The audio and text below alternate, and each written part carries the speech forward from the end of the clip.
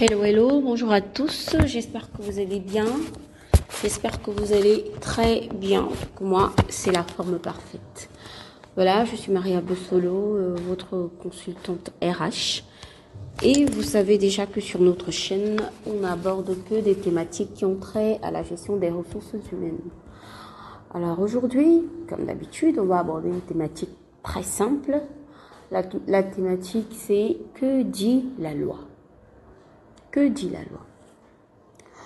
Je constate dans des groupes RH de consultants juniors ou alors de débutants RH que souvent ils posent des questions, des questions dont les réponses sont dans les tests légaux. Voilà, quelqu'un va écrire, voilà, s'il vous plaît, quelle est la durée du congé de maternité? Voilà, s'il vous plaît, quelle est la durée d'un blâme? Voilà, quelle est la durée?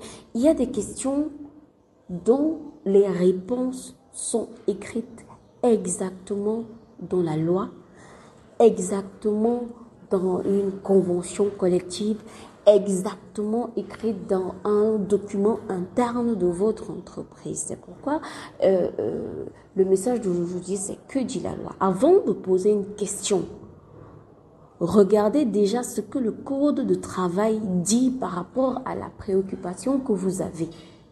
Si le code de travail ne dit rien, regardez si dans votre secteur d'activité, il y a une convention collective. Allez consulter la convention collective. Regardez ce que dit la convention collective par rapport à votre préoccupation.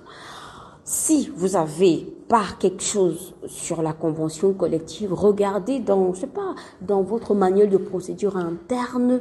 Que dit le manuel de procédure? Regardez dans les documents internes.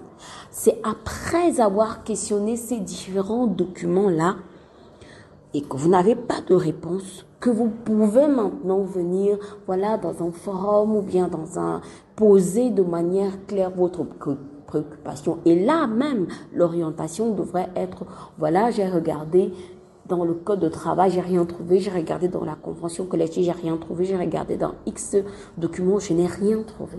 Là, ça fait plus sérieux de poser la question ainsi. Donc, en tant que RH, on n'invente pas la loi. C'est-à-dire que vous soyez RH chez Orange, chez MTN, je sais pas moi trop, chez Téléinfra Cameroun, chez Onyx, chez MADRH, peu importe, que vous soyez dans une ONG Care ou je sais pas moi trop, peu importe où vous êtes RH, on travaille tous avec des tests.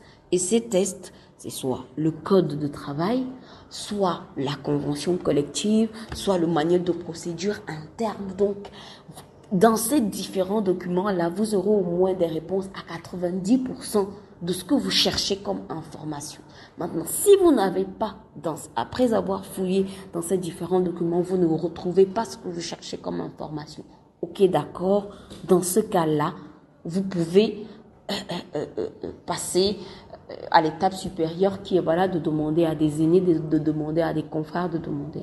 Voilà, donc ayez déjà cette astuce de réflexion là. Et là, je parle vraiment à des débutants, à des juniors qui viennent de commencer le travail et qui ne savent pas toujours où trouver. Il y a tout dans le code de travail. Il y a la majorité des choses dans le code de travail, la majorité dans les conventions collectives, la majorité dans le manuel de procédure. Ce sont des documents qui doivent, si vous n'avez pas d'argent pour vous acheter des ouvrages professionnels, parce qu'il y a une panoplie d'ouvrages professionnels qui peuvent vous aider au quotidien dans votre travail. Si vous n'avez pas des moyens de vous les offrir, vous devez au moins avoir en permanence dans votre machine ou alors imprimer comme ça, posé sur votre bureau, le code de travail.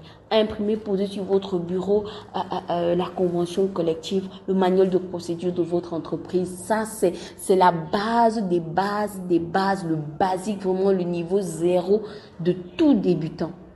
Donc, je vous recommande vraiment de ne pas toujours paraître débutant, de ne pas toujours paraître celui qui pose des questions dont les réponses sont dans les tests, mais d'être un peu plus curieux, de toujours se dire, il y a au moins dans ces trois éléments, c'est-à-dire dans le manuel, la convention ou le code de travail, il y a au moins dans ces éléments-là une base de réponse à partir de quoi je peux partir pour résoudre un problème auquel je fais face au quotidien. Donc, soyez curieux, ayez ces documents basiques-là, à défaut de vous procurer des ouvrages professionnels. C'est très important. Donc, vous devez savoir que dit la loi, que dit la convention, que dit le manuel de procédure, et vous allez vous en sortir. Donc, excellente journée à tous. J'espère que ce conseil va aider un débutant